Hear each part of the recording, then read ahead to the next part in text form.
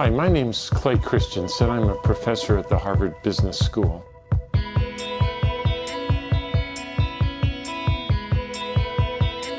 I brought with me a set of puzzles, all related to innovation.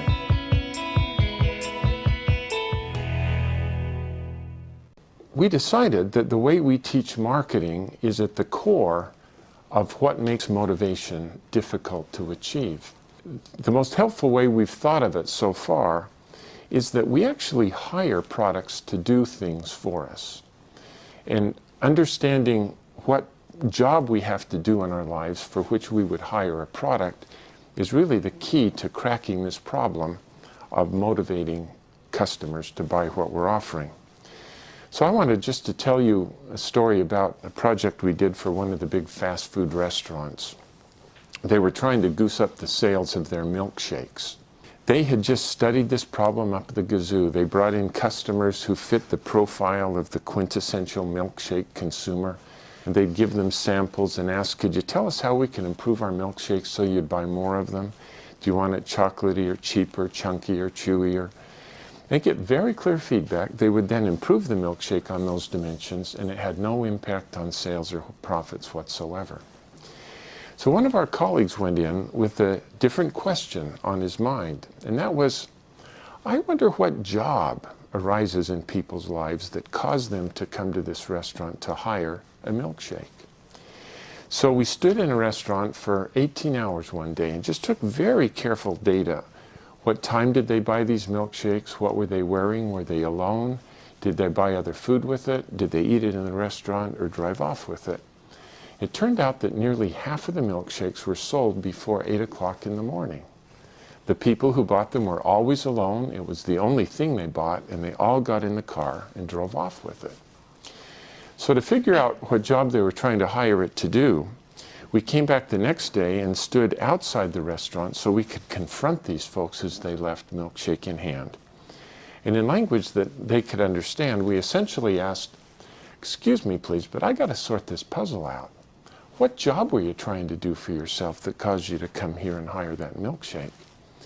And they'd struggle to answer, so we'd then help them by asking other questions like, well, think about the last time you were in the same situation, needing to get the same job done, but you didn't come here to hire a milkshake. What did you hire?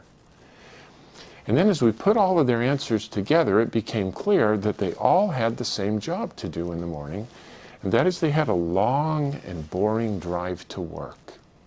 And they just needed something to do while they drove to keep the commute interesting. One hand had to be on the wheel, but somebody had given them another hand and there wasn't anything in it.